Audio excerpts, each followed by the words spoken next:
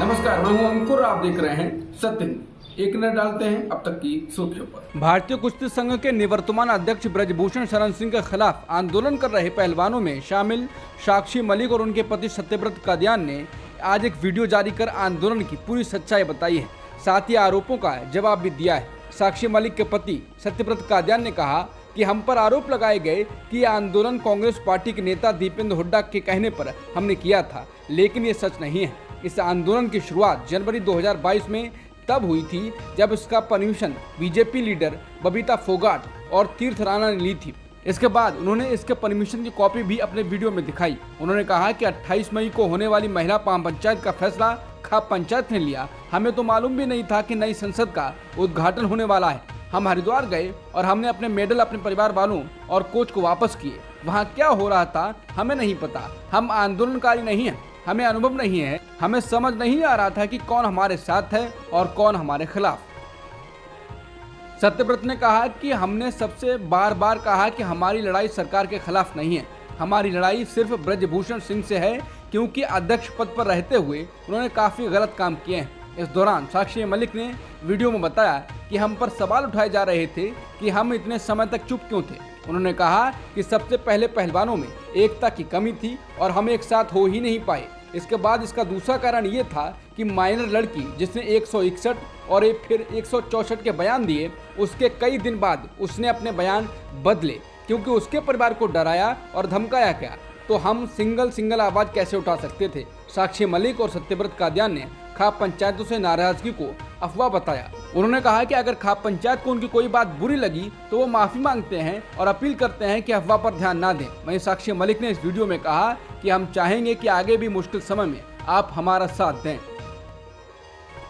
उत्तर प्रदेश के deputy CM Keshav Prasad Maurya ने भाजपा सांसद और भारतीय कुश्ती महासंघ के प्रमुख ब्रजभूषण सिंह के खिलाफ यौन उत्पीड़न मामले पर पार्टी की कथित चुप्पी के बारे में पूछे जाने पर आज एनडीटीवी सम्मेलन में कहा कि भाजपा पहलवानों का सम्मान करती है और किसी को भी ढाल नहीं दी जा रही है। उन्होंने कहा यह कहना उचित नहीं है कि हम शांत हैं, किसी को भी कुछ भी अनुचित नहीं कहना चाहिए और कुछ भी अनुचित नहीं कहने को मौन नहीं समझना चाहिए। उन्होंने कहा कि खेल समिति और पुलिस पहलवानों की शिकायतों की जाँच कर रही है। उन्होंने कहा वैसे भी एक निष्पक्ष जांच पर जोर दिया गया है। महिला पहलवानों के आंदोलन और दिल्ली पुलिस के द्वारा चार्जशीट में नाबालिग के केस में ब्रजभूषण को पॉक्सो एक्ट हटाने और रिपोर्ट में कहने की जांच में ब्रजभूषण के खिलाफ पॉक्सो के मामले में कोई सबूत नहीं मिले हैं। ये बात कहने के बाद विनेश फोगाट ने ट्विटर पर पुष्यमित्र उपाध्याय की कविता शेयर कर इंसाफ की मांग की है। उन्होंने कविता शेयर करते हुए कहा है, सुनो द्रौपदी शस्त्र उठा लो, अब गोविंद न आएंगे, छोड़ो मेहंदी खड़क संभालो, खुद ही अपना चीर बचा लो, धूत बिछाए बैठे शकुनी, मस्तक सब बिक जाएंगे, सुनो द्रौपदी शस्त्र उठा लो, अब गोविंद न आएंगे। कब तक आस लगाओगी तुम बिके हुए अखबारों से, कैसी रक्षा मांग रही हो दुशासन दरबारों से, स्वयं जो लज्जाहीन पड़े हैं वो क्या लाज बचाएंगे, सुनो द्रौपदी शस्त्र उठा लो, अब गोविंद न आएंगे। कल तक केवल अंधा राजा, अब गूंगा बहरा भी है, होंठ सिल दिए हैं जनता के, कानों पर पहरा भी है, तुम ही कहो ये आंसू तुम्हारे, किसको क्या समझाएंगे, सुनो द्रौपदी शस्त्र उठा लो, अब गोविंद न आएंगे। महिला पहलवानों के आरोपों पर बीजेपी सांसद और भारतीय कुश्ती महासंघ के पूर्व प्रमुख ब्रजभूषण के खिलाफ चार्जशीट दाखिल कर दी गई है। इसमें इंडियन एक्सप्रेस के मुताबिक ब्रजभूषण के खिलाफ महिला पहलवानों द्वारा की गई 6 शिकायतों में से कम 4 में फोटो सबूत और कथित यौन उत्पीड़न के कम से कम 3 मामलों में वीडियो सबूत का हवाला दिया गया है। इंडियन एक्सप्रेस के मुताबिक पुलिस ने 6 महिला पहलवानों के कथित यौन उत्पीड़न, मारपीट और पीछा करने के मामले में गुरुवार को सिंह के खिलाफ 1500 पन्नों की चार्जशीट यानी आरोप पत्र दायर किया। इसकी सुनवाई 22 जून को होगी। हालांकि पुलिस ने सिंह के खिलाफ पॉक्सो एक्ट को रद्द करने की रिपोर्ट भी दर्ज की है, क्योंकि नाबालिग शिकायतकर्ता ने मजिस्ट्रेट के सामने अपना बयान वापस ले लिया था और ये भी कहा है कि नाबालिग के मामले में कोई सबूत नहीं मिले हैं। वहीं चार्जशीट में 6 पहलवानों की गवाही, गवाहों के बयान के अलावा तकनीकी सबूत जैसे फोटो, वीडियो और कॉल डिटेल रिकॉर्ड का विवरण दिया गया है। सूत्रों ने कहा कि पुलिस ने शिकायतों की पुष्टि के लिए फोटो और वीडियो साक्ष्य का हवाला दिया है। छत्तीसगढ़ के मुख्यमंत्री भूपेश बघेल ने ट्वीट कर आदिपुरुष पर कहा कि मैंने आदिपुरुष के बारे में पढ़ा और सुना।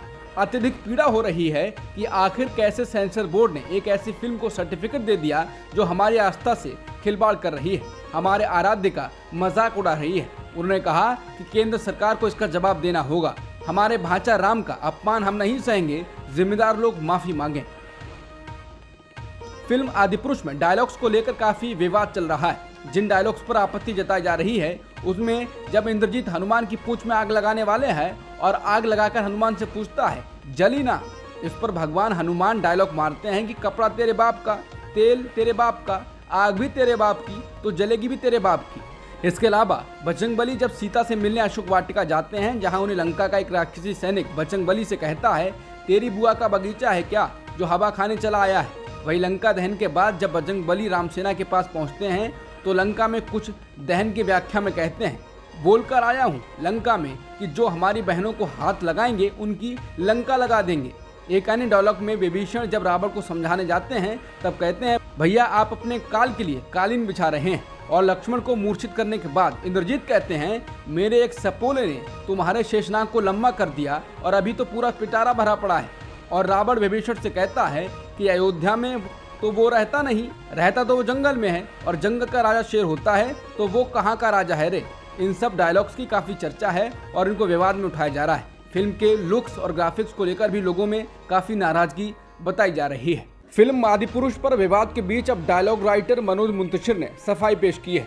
उन्होंने कहा कि जिस डायलॉग को लेकर हल्ला हो रहा है उन्हें जानबूझकर ऐसा लिखा गया है जिससे आजकल के लोग उससे जुड़ सकें। मनोज मुंतशिर ने अपने इंटरव्यू में कहा कि ये डायलॉग कोई गलती नहीं है, बजरंगबली के डायलॉग्स एक प्रोसेस से गुजरे हैं, हमने इन्हें बहुत सिंपल रखा है। मनोज मुंतशिर ने कहा एक फिल्म में कई कैरेक्टर्स हैं तो हर कोई एक भाषा में नहीं बात कर सकता है, ऐसे में कुछ अलग होना जरूरी है। कांग्रेस नेता सुप्रिया श्रीनेत ने आदिपुरुष फिल्म पर ट्वीट कर कहा है कि हमारे आराध्य भगवान श्री राम मर्यादा पुरुषोत्तम हैं और प्रभु श्री हनुमान सौम्यता और गंभीरता का प्रतीक है। उन्होंने कहा कि 1987 में जब श्री रामानंद सागर ने रामायण धारावाहिक बनाया तब तत्कालीन प्रधानमंत्री स्वर्गीय राजीव गांधी जी ने कहा था कि रामायण ने लाखों दर्शकों के मन मस्तिष्क को प्रज्वलित कर दिया है। रामायण ने विशेष तौर पर देश के युवाओं में भारत की महान संस्कृति, परंपरा और नैतिक मूल्यों का संचार किया है। उस रामायण के लेखक रामानंद सागर जी थे जिन्होंने करोड़ों लोगों की आस्था को टपोरी भाषा से आहत नहीं किया, अपितु सियाराम की एक मधुर, सौम्य और मनमोहक छवि समाज के मन मस्तिष्क पर अंकित कर दी।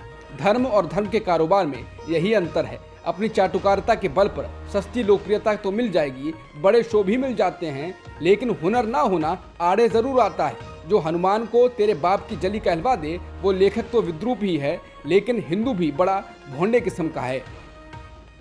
फिल्म आदिपुरुष को लेकर लोग बेसब्री से इंतजार कर रहे थे, लेकिन इसकी रिलीज के बाद इसमें कई कमियां निकाली जा रही हैं।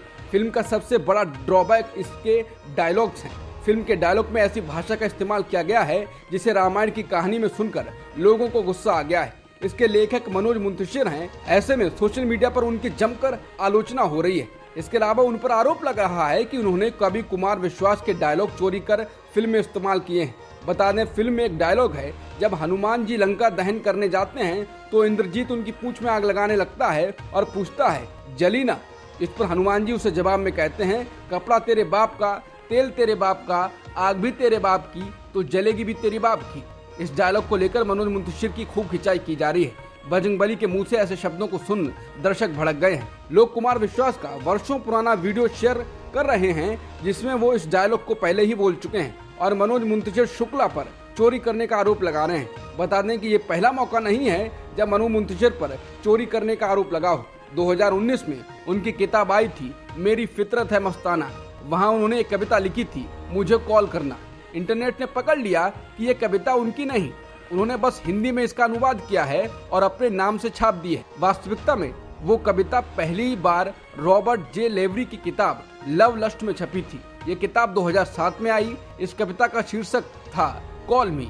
लोगों ने उस वक्त भी मनोज को काफी ट्रोल किया था। मणिपुर के हालात बदतर हैं। केंद्र सरकार बस दिशा निर्देश जारी कर चुप बैठ गई है। भाजपा का शासन है, लेकिन हिंसा का इतना भयावह रूप इस राज्य में कभी देखा नहीं गया। एक सैन्य अधिकारी ने पीएम मोदी, गृह मंत्री अमित शाह और रक्षा मंत्री राजनाथ सिंह को अपना ट्वीट टैग करते हुए कहा है ये स्टेट अब स्टेटलेस हो गया है। पूर्व सेना प्रमुख वीपी मलिक ने उस सैन्य अधिकारी के ट्वीट को रीट्वीट करते हुए सरकार से फौरन कदम उठाने को कहा है। इससे पहले मणिपुर की राजधानी इम्फाल के निवासी यानी retired lieutenant general L Nishikant Singh ने ट्वीट किया था कि राज्य अब स्टेटलेस है। एक दिन पहले केंद्रीय मंत्री R.K. रंजन सिंह के घर में उपद्रवियों ने आग लगा दी थी। उन्होंने कहा कि मैं मणिपुर से रिटायर्ड जीवन जीने वाला एक साधारण भारतीय हूँ। राज्य अब स्टेटलेस है। लीबिया, लेबनान, नाइजीरिया, सीरिया आदि की तरह जीवन और संपत्ति किसी के भी द्वारा कभी भी नष्ट की जा सकती है। ऐसा लगता है कि मणिपुर को उसके हाल पर बर्बाद होने के लिए छोड़ दिया गया है। क्या कोई सुन रहा है? अब तक की सुर्खियों में इतना ही। बाकी खबरों के लिए बने रहिए सत्यहिंदी.com के साथ।